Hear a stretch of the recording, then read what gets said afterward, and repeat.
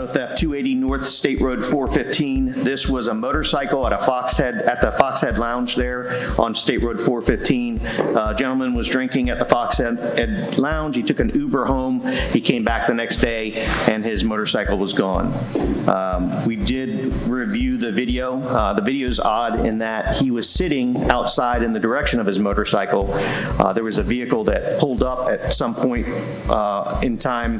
That driver for that vehicle went into the bar, had a beer, went back out into the bar. The passenger of that vehicle then got onto the motorcycle and left.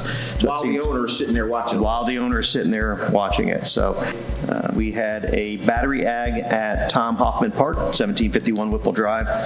Victim and her boyfriend were visiting Tom Hoffman Park when a disturbance erupted that resulted in the boyfriend's car being shot and a bullet striking the victim.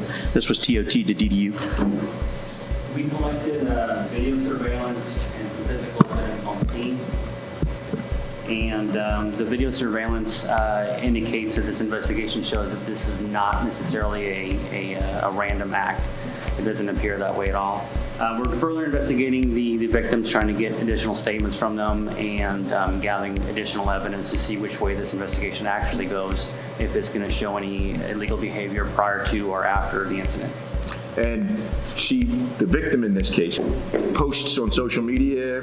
Yes, she thought it was a good idea to take pictures of her wound and post them on her Instagram page, showing how gangster she is and how proud she was to be able to take a bullet. Okay. On to our larceny car breaks on page 11. First one is at 2949 Wild Pepper Avenue in Deltona. That was CB8. Next two, we're at parks, Green Springs Park and Audubon Park. Talk about CBA because it's cleared by arrest. Some of these things, people are calling in. You get a good call, good description, and we're there within minutes, and then you're able to pick off. So talk a little bit about that. Yeah, for 2949 Wild Pepper Avenue, the one that we were able to make an arrest on. Basically, we were alerted to a car break in progress, so somebody had called it in. We were able to flood the area with enough resources to be able to contain these individuals. And out of it, I mean, there are 3 subjects. That's pretty awesome. We were able to arrest 3 subjects. All juveniles. Yep, all juveniles. At 5 o'clock in the morning, and one of them was wearing an ankle monitor. Yep. Yeah. So our one assault is simple, CBA'd. Our battery simples, 13 were CBA'd out of 15. One is considered unfounded. The other one is a mutual combatant type situation. So we case filed with the state attorney's office, and our DV simples, all of them were cleared by arrest, 24 for 24. The sex offense, but not to even get into too much detail, was interesting because the stepfather called dispatch and confessed to having molested his stepdaughter for a number of years, which led to that arrest. What do you got for traffic? Traffic is a major concern in the city, obviously, with the construction that's going on and the widening of the roads. A lot more vehicles are utilizing the city of Deltona. So we've ramped up our traffic initiative. So what we began doing a few months ago at the request of the city manager is we provided him and his staff our traffic stats, our traffic numbers for each CompStat period. And it was clarified with one school board member exactly what happened because it was a little distorted. But when you saw some of the parents' comments about bullying and the school not doing anything about it, in fear of lawsuits, administration getting involved and putting their hands on the kids and everything else like that, it made me, question whether or not, the police get involved or help with that, or what is the sheriff's office doing as far as like community involvement or identifying those at-risk kids. And school board is responsible for school security and incidents on the school. That's their function, not mine.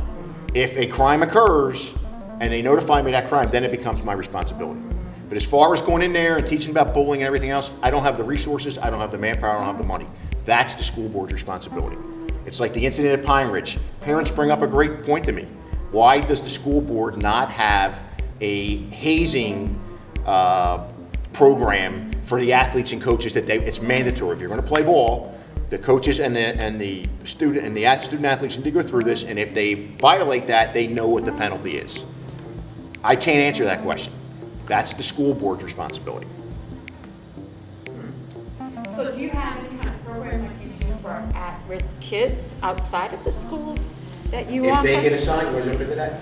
You know, we have lots of programs throughout the county, other, you know, YMCA's, Boys and Girls Club, but again, you have to have the parents' permission. You can't just take the child and say, you're gonna go to this program. So, and publicly, I want to thank Deltona because in my time as sheriff, they have been nothing but phenomenal. Well, thank you for coming over. I know it was a long ride. It was worth it, though. Yeah, the crime statistics are the residents' crime statistics, so not to be able to share them, even though with COVID, you know, our website is very accessible, you can look at all that stuff, there's nothing like having a public meeting and having public input. And I think today's meeting went great. I thought there was a lot of great topics that were brought up. Folks got to see what we're doing.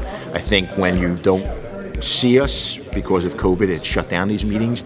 I think there's a disconnect communication-wise. Hey, what are they really doing? What's going on there? I see this problem. What's occurring in my community? And now, you know, that we're back live again, you know, that we've come up with some other creative solutions like our Air One app, the Safer Watch app that you can download to your phone that gives you criminal alerts and gives you alerts of when the helicopter's flying over your neighborhood.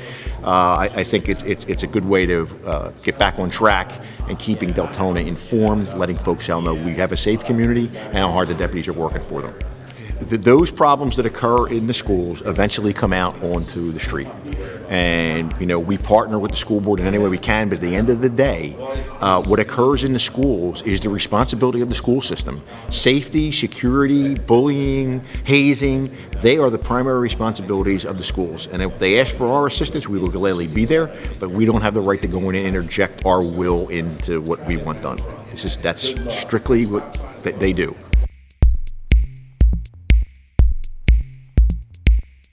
You are watching Deltona TV.